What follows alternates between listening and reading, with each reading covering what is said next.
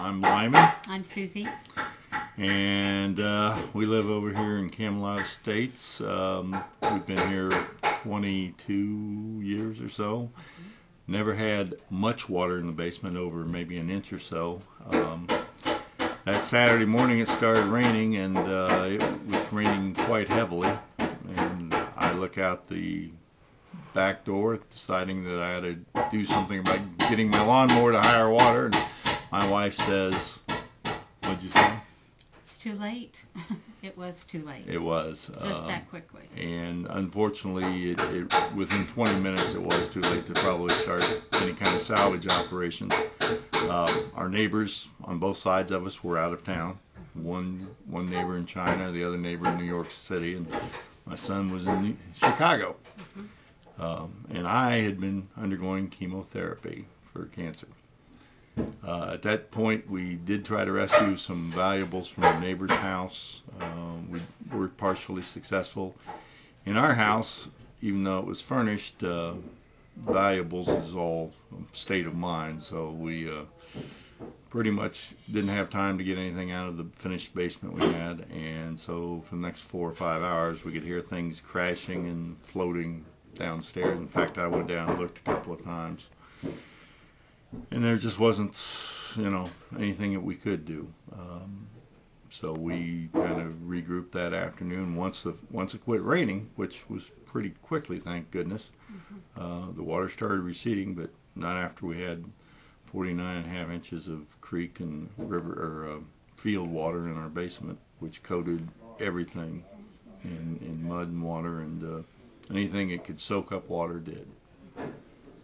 And so I've been trying to do the work downstairs with help of several good friends. I've been making slow progress, but it got to a point that even though I'm supposedly cancer-free, I find it, I get tired real quickly and so on. And we were talking one day, and the opportunity arose that I might be able to get some assistance, and graciously so, we are both indebted to everybody that's done anything for us here. It's really kind of outstanding that people from far away will come and help total strangers. Well, I first of all, if you haven't been through it, you really can't appreciate it. I'd worked at Katrina down in Louisiana, and I saw what they went through, which was 10 times worse than this, but the same feelings still exist. I understand that a lot of people are in dire straits. Their houses are totally unlivable. And the ones that they are habitable, they don't have the expertise to go in and do it. And I can see us rebuilding. One thing I did see different than other places I've been is that people have come together, and the support of the community. I think we'll do quite well. Good idea. Paul Becker, Assistant Project Manager of the Brethren Disaster Response Program from Chicago area, specifically Brookfield. And we know a little bit about flooding. My wife and I had a flood last September. Haven't done all the restoration yet, but I have empathy for anyone who's had to live with a flood. And we're here today doing some flooring and finishing up the restoration of this basement. John Hardesty, we're with the American Baptist Men of Indiana, and this is our 2009 work project. We are currently in Franklin with the state conference, and we're spending our day here on refurbishing or aiding in the refurbishing of this house. My name's Sarah. My house flooded to about 1.5 to 2 feet. The foundation collapsed. We had to remove all of the ductwork. The wiring had to be done.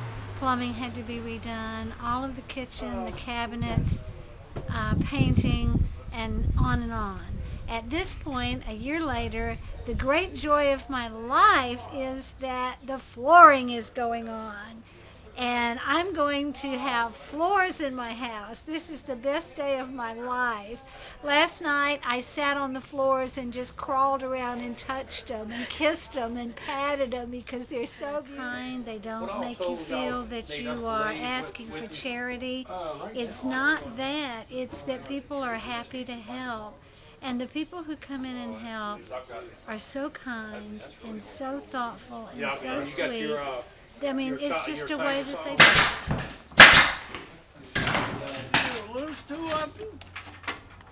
Just one. Francis Cheek, and they're remodeling the outside of my house, putting siding.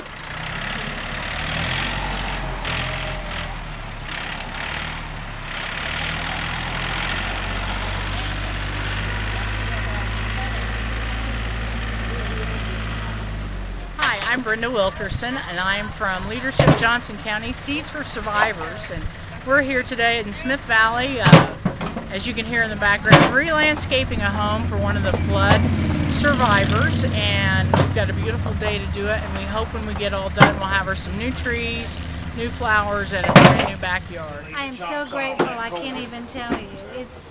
I get very weepy about it because it seems that it's been such a long process, but it's almost over. I almost have a house. I almost have a life again. Hope! Hope. Hope! Hope. Hope. This is Hope.